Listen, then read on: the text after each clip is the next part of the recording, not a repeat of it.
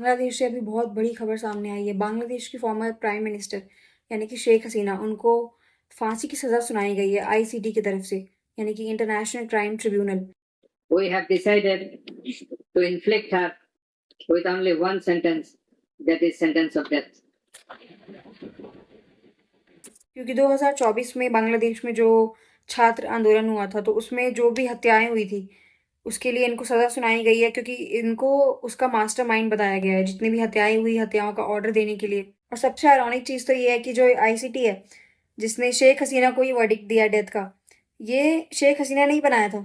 क्योंकि जो 1971 में लिबरेशन वॉर हुई थी बांग्लादेश की, क्योंकि जो बांग्लादेश है पहले वो ईस्ट पाकिस्तान हुआ करता था, तो उस टाइम जो वॉर क्राइम्स हुए थे, जिन लोगों ने पाकिस्तान का साथ दिया था और बांग्लादेश को रन करने में, उसकी गवर्नेंस में, उसकी सर्वाइवल में मुश्किलें, दिक्कतें पैदा की थी, उन लोगों को पनिश करने के लिए ही बनाया गया था। और आज उसी ट्रिब्यूनल ने शेख हसीना को ये वर्डिक्ट दिया है कि हैंग टिल डेथ।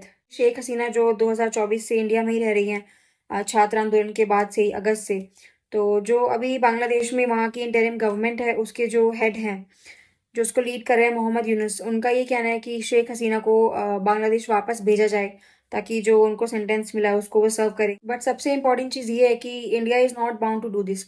इंडिया को ये करने की बिल्कुल भी ज़रूरत नहीं है, क्योंकि जो इंडिया और बांग्लादेश के बीच में अग्रीमेंट है एक्स्ट्राडिशन को लेके, यानी कि प्रत्यार्पण, तो उसमें एक एक्सेप्शन क्लॉज भी है पॉलिटिकल क्राइम्स को लेके। तो इंडिया के लिए बिल्कुल भी ज़रूरी नहीं है कि शेख हसीना को वापस भेजा जाए। और दूसरी बात यह है कि जो हमारे इंडिया के हाई कमिश्नर हैं पहले, former high commissioner to Bangladesh, उनका भी ये कहना है कि जो इंटरिम गवर्नमेंट है बांग्लादेश की, पहली बात तो वो एक लोकतांत्रिक यानी कि डेमोक्रेटिक तरीके से इलेक्ट हुई हुई गवर्नमेंट नहीं है, वो इंटरिम गवर्नमेंट है। तो पहले तो उनको इंडिया में एक कोर्ट में जाना पड़ेगा और लीगल प्रोसेस फॉलो करना पड़ेगा पूरा। उसके बाद ही इंडिया इस पर कोई एक्शन लेगा कि शेख हसीना को वापस भेजना है या फिर नहीं।